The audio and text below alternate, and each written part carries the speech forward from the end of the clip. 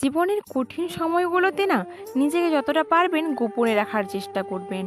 জীবনে যদি কখনো খুব খারাপ সময়ও আসে, তাহলে নিজের দুঃখ কষ্টগুলোকে নিজের মাঝে এমনভাবে আড়াল করে রাখুন যেন আপনার পাশে গা ঘেঁষে থাকা মানুষটিও টের না পায় যে গোপনে আপনি ভেঙে চুরে পুড়ে ছারখার হয়ে যাচ্ছেন। কাঁদতে হলেও আপনি একাই কাঁদুন।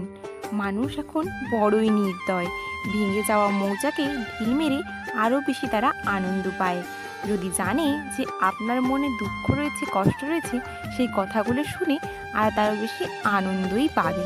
নমস্কার আমার প্রিয় বন্ধুরা, শুভ সকাল। কেমন আছো তোমরা সবাই? আশা করছি যে যেখানেই আছো সকলে ভালো আছো এবং সুস্থ আছো। মেদিনীপুরের এই ছোট্ট গ্রাম থেকে আমি মো, আমার চ্যানেল অভিনব ক্রিয়েশনে তোমাদের সকলকে জানাই অনেক অনেক স্বাগত, অনেক অনেক ভালোবাসা। দেখো বন্ধুরা, আজকে বৃহস্পতিবার, আজকে একসঙ্গে লক্ষ্মী পুজো রয়েছে আর আজকে না পূর্ণিমাও পড়েছে, তো আজকে পূর্ণিমা পুজো হবে। তাই দেখো এই যে ঘরের উঠোনটা আমি লেপে নিচ্ছি আর উঠোনের সামনেটাও আজকে আমি লেপ দেবো। তো দেখো তার আগে যে কাজগুলো থাকে, শঙ্খ বাজিয়ে দিয়েছি, তারপরে ছড়া মাদুলি দিয়ে তো ঘর ঝাড় দিয়েও নিয়েছি আর কলতলায় বাসনগুলো রেখে দিয়ে চলে এসেছি। আর বাসনগুলো এখন মাই রোজ ধুয়ে দেয়, তার জন্য সেগুলো তোমাদেরকে দেখানো হয় না।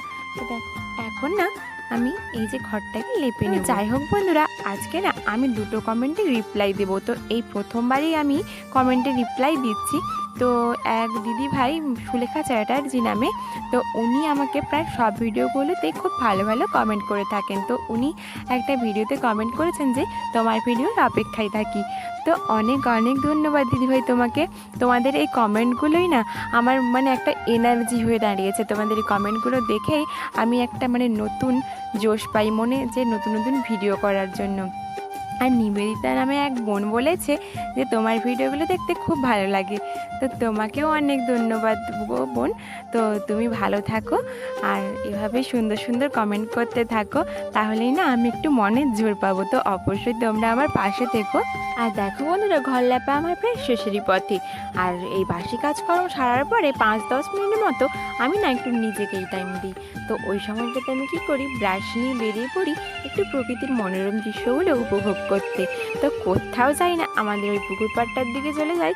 তো দেখো মাঠের সাইডে তো আমাদের বাড়ি, আর সূর্য মামার উঁকি দেওয়া আর সকালের এই মৃদু মৃদু বাতাস বওয়া, তো এগুলো যে গায়ে হাওয়াটা লাগে তো কত না ভালো লাগে বলো তো। আর এই মনোরম দৃশ্যগুলো উপভোগ করতে কার না ভালো লাগে বলো। তো বন্ধুরা, কালকে বিকেলে যে জলটা ধরা হয়েছিল রাতের জন্য, তো সব জল প্রায় ফুরিয়েই গেছে। আর এখন তো প্রায় 5-6 জন আমরা রয়েছি।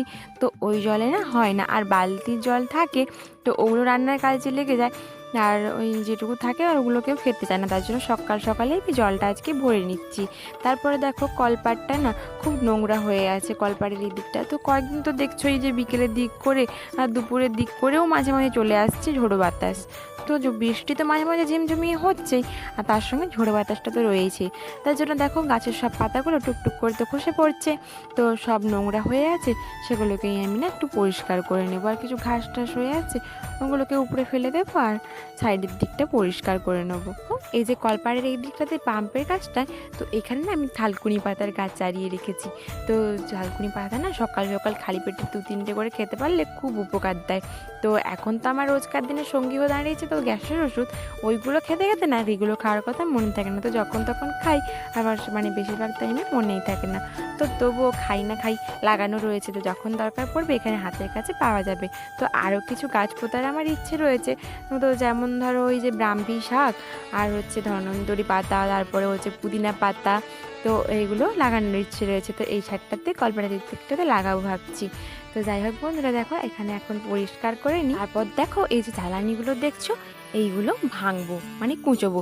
তো এগুলো না আমার বাবা এসে দিয়ে গেছে, ওটা তোমাদেরকে সঙ্গে শেয়ার করা হয়নি, কিন্তু তোমাদেরকে না একটা ভিডিওতে দেখিয়ে দেবো। তো ওটা না তোমাদেরকে এখনও পর্যন্ত আমি শেয়ার করতে পারিনি, যে বাবা এসে এই জ্বালানিগুলো দিয়ে গেছে।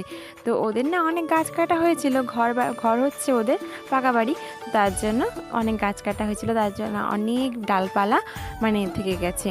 তো ওগুলো মানে জ্বালানি তো হবেই। তো বর্ষা চলে আসছে, এত জ্বালানি ওরা এই মুহূর্তে শেষ করতে পারবে না। তো তার জন্য দেখো আমাদেরকে কিছু জ্বালানি দিয়ে গেল, আমরা জ্বালানি দেবো বলে। তো বাবাই দিয়ে গেছে এসে ওই পাওয়ার টিলারে করে। মানে বেঁধে এনেছিল এগুলো। তো এইগুলো এখন কুচিয়ে নেব। তো কিছু মানে এখন ভাত রান্না করার জন্য কিছু নিয়ে যাব। তো দুপুরে যেই ভাতটা হবে তার জন্য কিছু জ্বালানি দরকার, তার জন্য আমি এখান থেকেই ভেঙে নিচ্ছি। তো এই জ্বালানিগুলো এখন মানে বর্ষার আগেই মানে শেষ করে ফেলবো। বন্ধুরা এইদিকে জ্বালান ভাঙছি, আমার নজরটা রয়েছে ওইদিকে বাবা আর বড়মশাই মিলে মানে ধান বস্তাগুলো নামাচ্ছে। তো ওইগুলো আজকে নিয়ে যাবে কুটতে, মানে ভাঙতে। তো ওইখানে আমাদের কল রয়েছে একটু দূরেই, তো ওইখানে একটা নতুন কল হয়েছে, তো ওইখানে নিয়ে যাবে ধানগুলো ভাঙতে। তো দেখো ওরা সাইকেলে করে তো দুজনাই মিলে নিয়ে যাবে। তো সাইকেলে করে দুটো দুটো করে বস্তা ওরা মানে বয়ে নিচ্ছে, একবার দুবার করে ঘুরে ঘুরে আসতে হচ্ছে বস্তাগুলো নিয়ে যেতে। তারপরে না ধান ভাঙিয়ে আনলে তোমাদেরকে দেখাবো। বন্ধুরা জ্বালানিগুলো ভেঙে দিয়ে আমি না চান সেরে নিয়েছিলাম। তারপর দেখো এই বাসনগুলো নিয়ে বসে পড়েছি এখন মাজতে।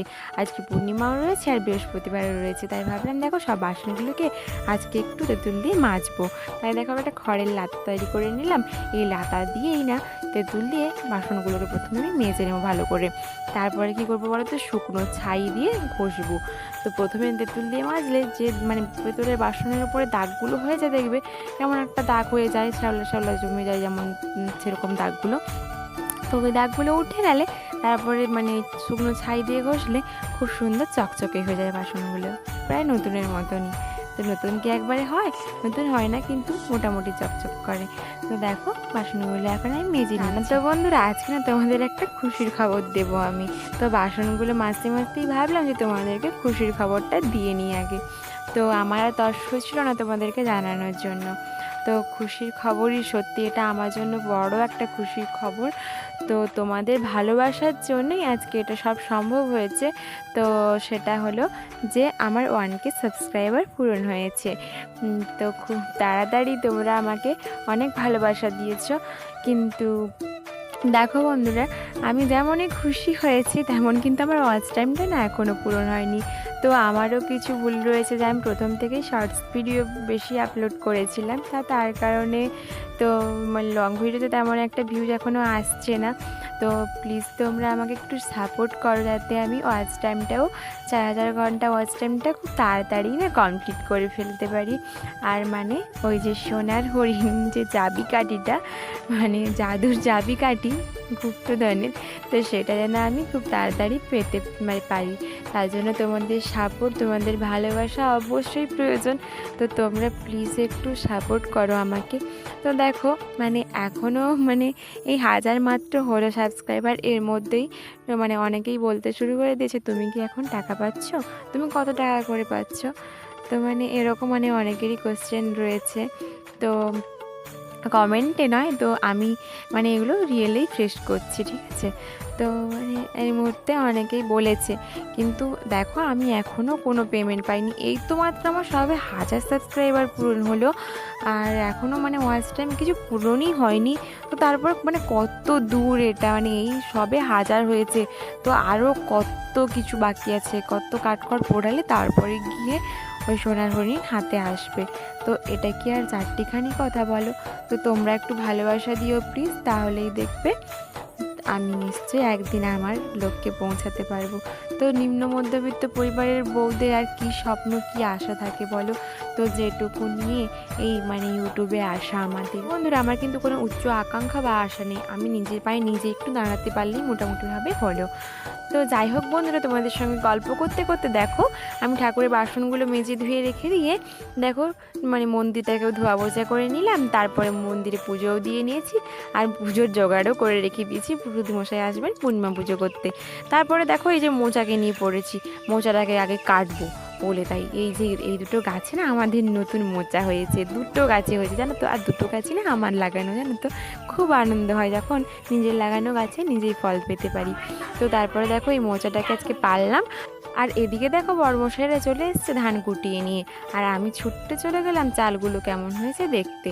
তো এবারের চালগুলো না ততটা একটা ভালো হয়নি, কেন বলো তো, ওই যে ঝড় জলের জন্য কয়েকদিন মানে রোদে দেওয়া হয়নি, তার জন্য না এই যে নতুন কল হয়েছে তার জন্য জন্য বোঝা যাচ্ছে না কিসের জন্য।